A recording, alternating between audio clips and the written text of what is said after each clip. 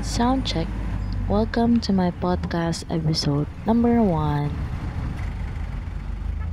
Have you ever wondered bakit well-preserved ang Palawan? Di pa ako nakakapunta sa Palawan, pero lagi ko siyang naririnig. Kasi maganda daw dun. Tapos, one time nabanggit sa klase namin yung RA 7611.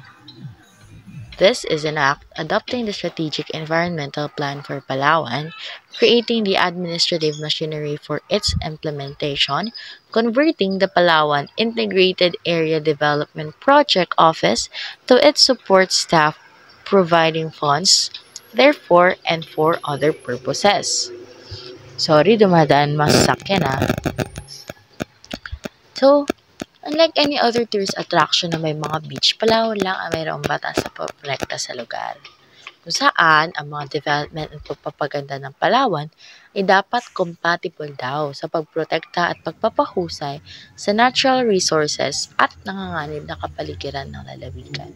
Maganda to kasi naprepreserve ng maayos yung natural resources sa Palawan. Mas dadami yung tourist na pupunta doon. Mas natatangkilik yung bansa natin. Pero, hindi ba dapat ganito naman sa lahat ng lugar? Bakit sa Palawan lang? Diba? Kasi, sa madaling salita, dapat nakaayon daw yung mga projects na gagawin sa Palawan sa pagpreserve ng natural environment ng lugar. Bakit sa Palawan lang, diba?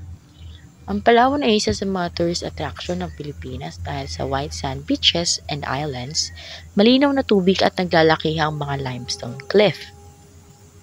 Pero hindi mawaglit sa isip ko bakit sa Palawan lang may ganito. Marami naman tayong ibang tourist attraction. Tsaka, hindi ba dapat buong Pilipinas ganito yung pag-i-implement ng mga project? Mas maganda siguro if ganun, no? Mas mababawasan siguro yung problema ng bansa natin. Sa tingin niya ba?